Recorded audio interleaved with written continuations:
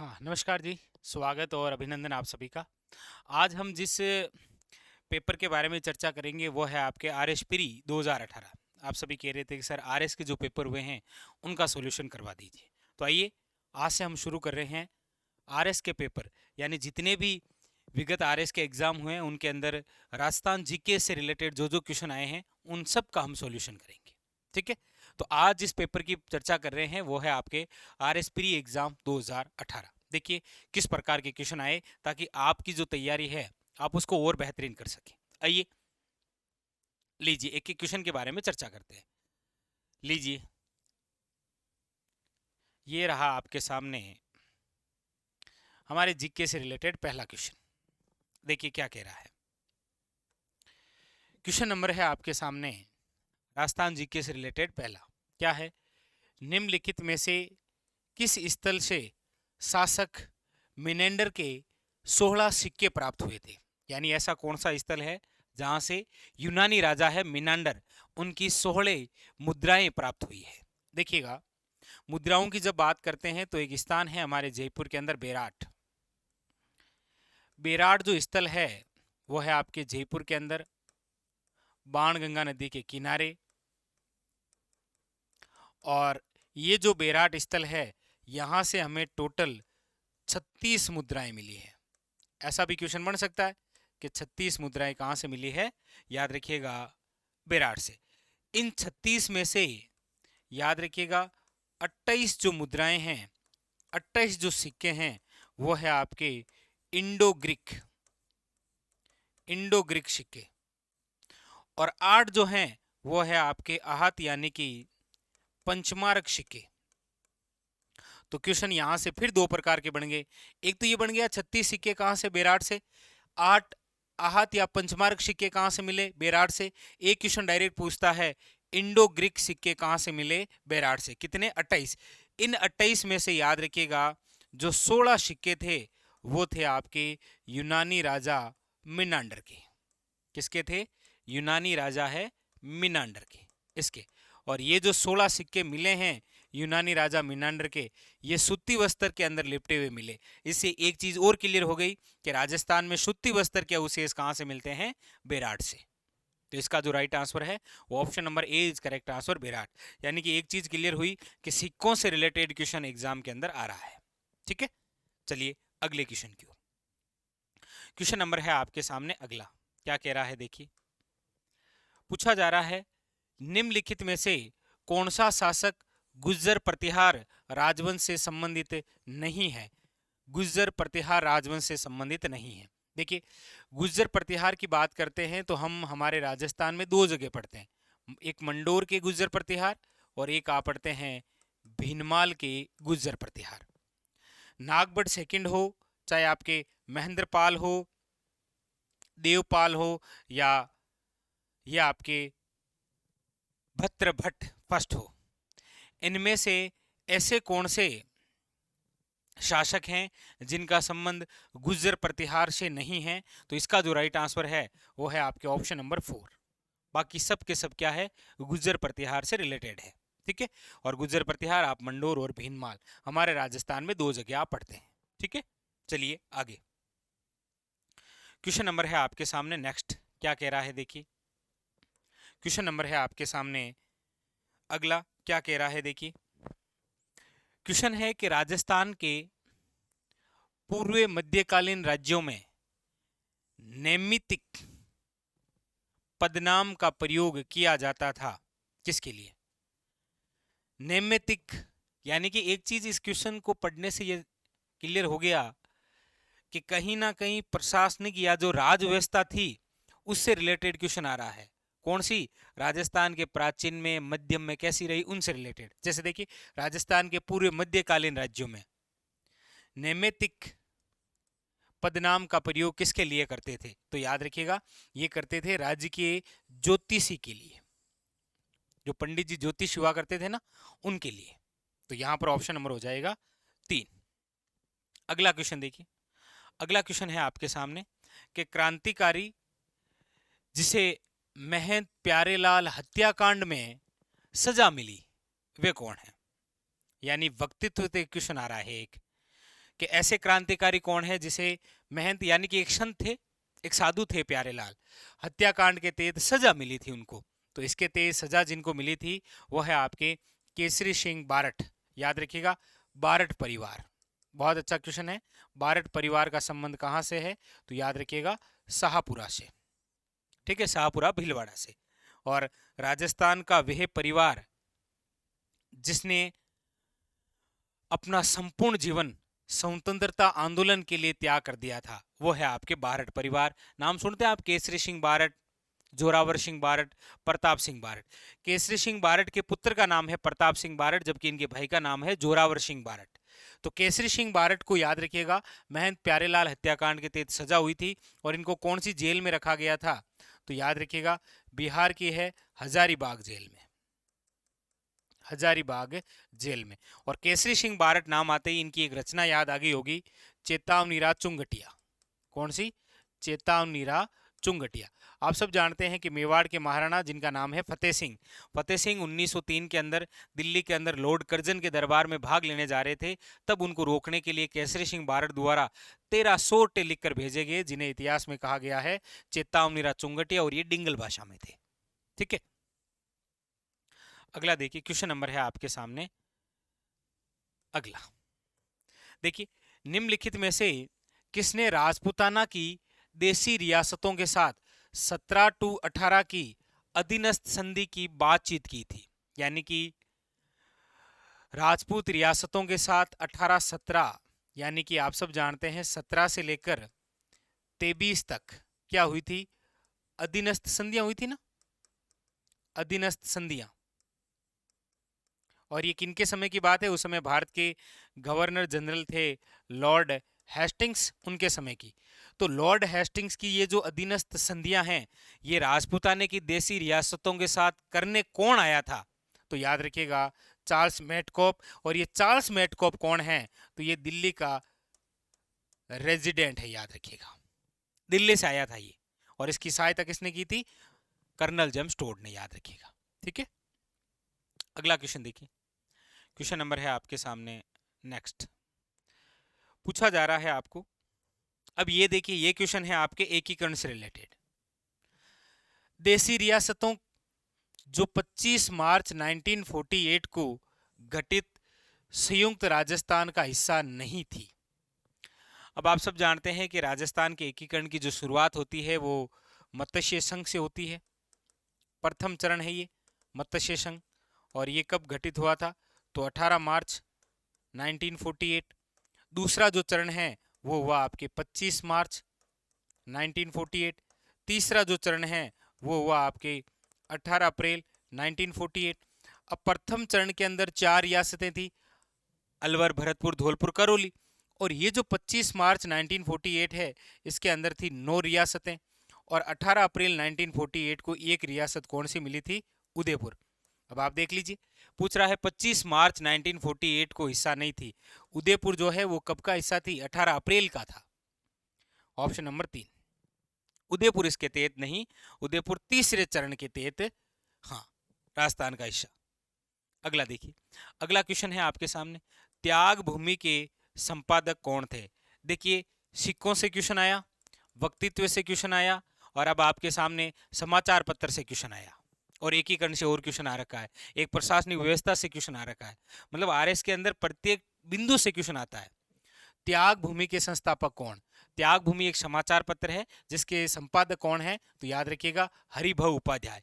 ये जो हरिभव उपाध्याय है, आप सब जानते हैं कि अजमेर मेरवाड़ा जो कि एक केंद्र शासित प्रदेश था ना, अजमेर मेरवाड़ा, इसके एकमात्र सीएम बनने वाले व्यक्ति हैं ये हरिभव उपाध्याय। एकमात्र क्या बने थे? अजमेर मेरवाड़ा के सीएम, याद रखिएगा। और बिजोलिया किसान आंदोलन का जो तीसरा चरण था वो इनके द्वारा ही चलाया गया था, तीसरा चरण। हरिभव उपाध्याय, जिनकी पत्नी का नाम है रम्मा देवी, याद रखिएगा, रम्मा देवी, ये भी इंपॉर्टेंट है।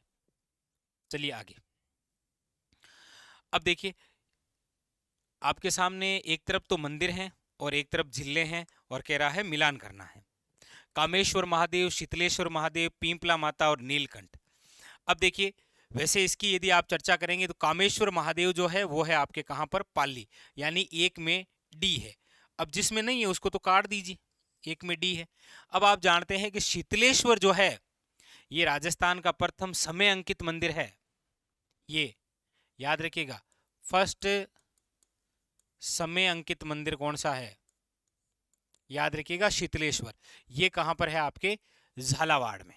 तो दूसरे के अंदर सी है, दूसरे के अंदर सी, एक में बचा है, option number 2 is correct answer. क्योंकि पिंपला माता जो है वो आपके जोधपुर में, और नीलकंठ महादेव आप जानते ही हैं सरिस्का अलवर में। तो कहने का मतलब एक तरफ कुछ धार्मिक स्थल मंदिर दिए और सामने जिलों के नाम, और वैसे ये पर्यटक स्थल भी हैं। ठीक है, अगला देखिए क्वेश्चन नंबर 10। चित्तौड़गढ़ किले के निम्नलिखित मंदिरों में से कौन सा एक जैन मंदिर है। चित्तौड़ जो किला है उसके अंदर बहुत सारे मंदिर हैं, लेकिन ऐसा कौन सा मंदिर है जो कि एक जैन मंदिर है। देखिए कुंभ श्याम मंदिर ये जैन मंदिर नहीं है।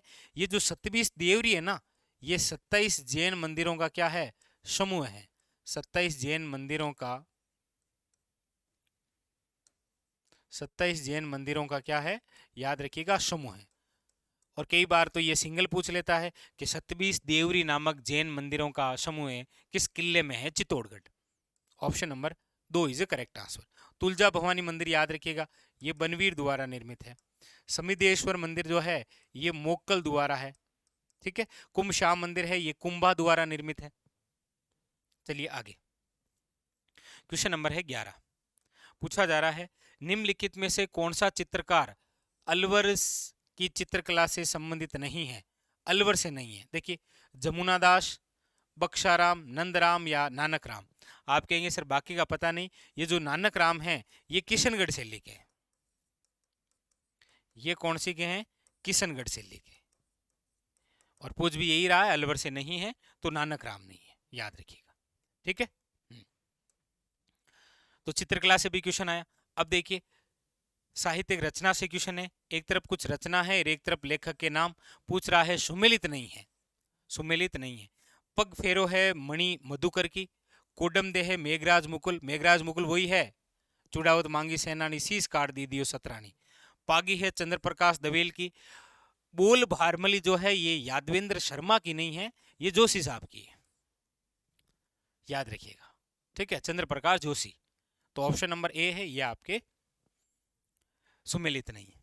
क्वेश्चन नंबर नेक्स्ट देखिए, अगला है घंवरी देवी जो कि आपके बीकानेर की है। घंवरी देवी जिस गायन शैली से संबंधित थी। अब देखिए बीकानेर है, बीकानेर जैसलमेर, यानी कि पश्चिम राजस्थान की एक ही गायकी तो है, वो कौन सी है, मांड गायकी। ऑप्शन नंबर 2 मांड गायकी। ठीक है, अगला क्वेश्चन देखिए, नारी संत दयाबाई शिष्या थी किसकी।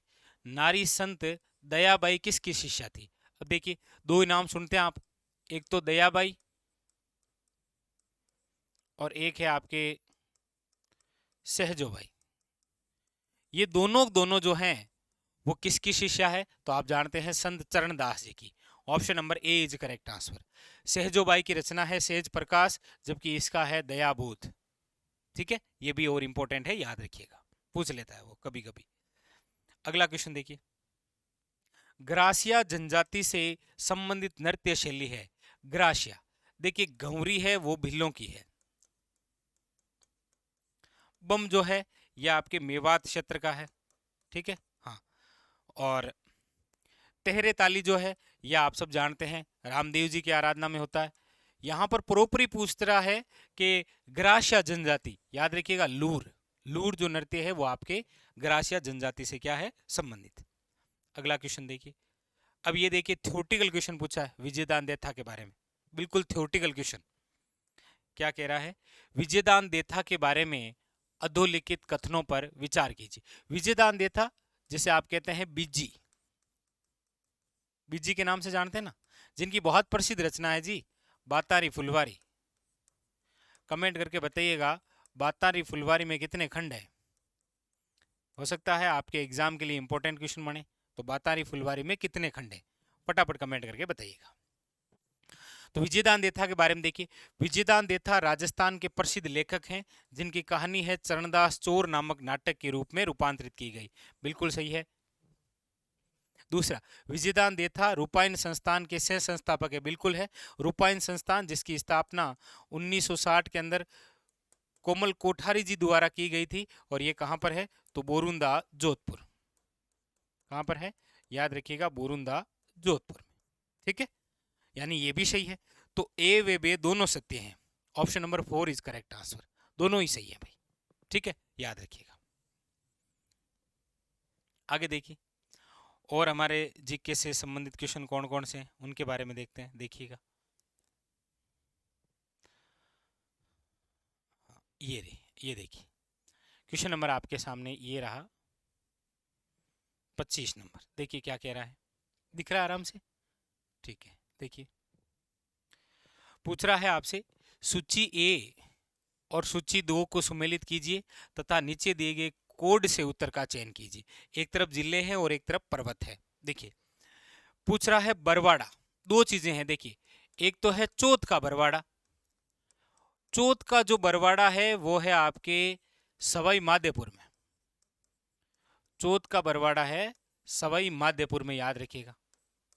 बरवाड़ा है ये है जयपुर की एक चोटी, और यही तो पूछ रहा है, तो बरवाड़ा है जयपुर में। झाड़ोल एक पर्वत है जालोर का। रघुनाथगढ़ आप सब जानते हैं शिखर, और भानगढ़ जिसे भूतों का गढ़ बोलते हैं वो है अलवर। तो ऐसा ये दूसरा क्वेश्चन, एक मंदिर थे, एक तरफ जिले, एक तरफ जिले एक तरफ पर्वत। ठीक है, हाँ। अगला क्वेश्चन देखिए, पूछा जा रहा है निम्नलिखित में से कौन सी पहाड़ियां राजस्थान में विंध्यन पर्वत श्रेणी का विस्तार है। ऐसी कौन सी पहाड़ियां हैं जो विंध्यन पर्वत श्रेणी। देखिए, जब आप ये राजस्थान का मैप देखते हैं, यहां पर आप पढ़ते हैं विंध्यन, क्योंकि विंध्याचल पर्वत मालवा का भाग है यहाँ पर, और ये दक्षिण है, ये पूर्व है, और दक्षिण पूर्व के मध्य कोटा, बूंदी, बारा, झालावाड़, कोटा संभाग है। और यहाँ पर जो पहाड़ियां हैं कौन सी है, मुकुंदरा की पहाड़ियां। Option number a is correct answer. ठीक है, तो ऐसा भी पूछा जा सकता है कि विंध्यन पर्वत श्रेणियों का विस्तार, तो याद रखिएगा राज्य के दक्षिण व पूर्वी भाग में है, राज्य के हाड़ौती क्षेत्र में है, ऐसे भी आ सकता है ऑप्शन के अंदर। ठीक है, अगला क्वेश्चन देखिए, राजस्थान जी की बड़ा इजिश आता है जी, ऐसे चिंता करने की आवश्यकता नहीं है। ठीक है, सूची ए का सूची 2 से मिलान करना है। एक तरफ मुख्य सिंचाई परियोजना है और एक तरफ सिंचाई सुविधा से लाभान्वित जिले हैं। पहला है सिद्धमुख परियोजना, राजीव गांधी सिद्धमुख नहर नहर परियोजना। आपको पता हो तो ये संबंधित है हनुमानगढ़ और चूरू, नहर भादरा और राजगढ़ तहसील। नर्मदा परियोजना, आप सब जानते हैं कि ये नर्मदा जो परियोजना है ये है जालोर और बाड़मेर, फुवारा पद्धति वाली। ठीक है, फिर है आपके झमई परियोजना, और झमई परियोजना है पाली, जालोर, जोधपुर, जबकि जाखम परियोजना है आपके उदयपुर और प्रतापगढ़। आइडिया वैसे लग रहा है थोड़ा थोड़ा, जाखम जाखम बांध है प्रतापगढ़, अब इसमें प्रतापगढ़ यहाँ है, जमई बांध पाली, पाली केवल यहाँ है, मिलान हो रहा है। ठीक है, अगला देखिए, अगला क्वेश्चन 28 नंबर, थ्योरेटिकल क्वेश्चन। भौतिक प्रदेश से जब भी क्वेश्चन आता है थ्योरेटिकल ही आता है आरएस में। देखिए, राजस्थान में मई जून महीनों में उत्पन्न होने वाली धूल भरी आंधियों के लिए उत्तरदायी है क्या। कुछ स्थानों पर संवहन धाराओं की उत्पत्ति होती है, इसी वजह से मई जून माह के अंदर धूल भरी आंधियां चलती है। क्वेश्चन ऐसे बन सकता है कि राजस्थान में मई जून माह में धूल भरी आंधियां चलती है, वजह है, ये केवल ऑप्शन में मिल सकता है।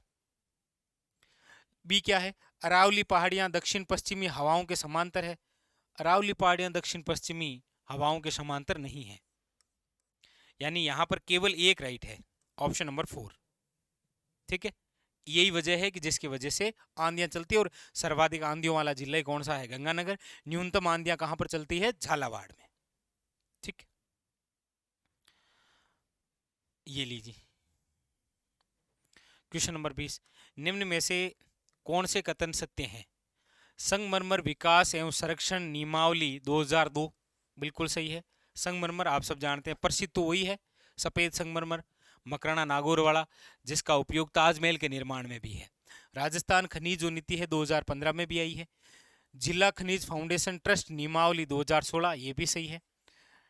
राजस्थान प्रधान खनिज रियायत नियमावली संशोधित 2016 तक, ये भी है। यानी कि ये सभी सही है भी। ऑप्शन नंबर जो 4 है वो सही है, करेक्ट आंसर है। ठीक, अगला देखिए। अगला है क्वेश्चन नंबर 30, खनिज से संबंधित। निम्नलिखित में से कौन से खनिजों का राजस्थान का लगभग अकेला उत्पादक राज्य, लगभग अकेला? शीशा और जस्ता अयस्क में है, आप कहेंगे बिल्कुल है। ताम्र अयस्क में अकेला नहीं है। वोलेस्टोनाइट में तो बिल्कुल, और सेलेनाइट, यानी कि ए से और दे सही है, ए से और दे। Option number 4 is correct answer. ठीक है, हाँ। चलिए क्वेश्चन नंबर नेक्स्ट 31 नंबर क्या कह रहा है? वर्ष 2017 और 18, दिसंबर 2017 तक राजस्थान के कौन से क्षेत्र में सर्वाधिक कच्चे तेल का उत्पादन प्राप्त हुआ? तो ये तो हमें नवीनतम आंकड़ों के तहत पढ़ना है। बाकी इसका जो आंसर है वो आप जानते हैं, बाड़मेर सांचौर बेसिन ही तो है, इसी से तो सर्वाधिक होता है। ठीक है। अब ये है क्वेश्चन नंबर 32। जनगणना से जब भी क्वेश्चन आता है, कभी ऐसे सिंपल नहीं आता है कि सर्वाधिक लिंगानुपात वाला जिला कौन सा है, या ऐसे ऐसे आता है। जनगणना 2011 के अनुसार क्रमशः भारत एवं राजस्थान की नगरीय जनसंख्या का प्रतिशत क्या है? भारत का बताना है पहले, वो है 31.15। उसके बाद में राजस्थान का बताना है, वो है आपके 24.87%, यानी कि ऑप्शन नंबर 4। ठीक है, ऑप्शन नंबर 4। क्वेश्चन नंबर 33 क्या कह रहा है, देखिए। निम्नलिखित में से राजस्थान में कौन से महत्वपूर्ण खनिज आधारित उद्योग है?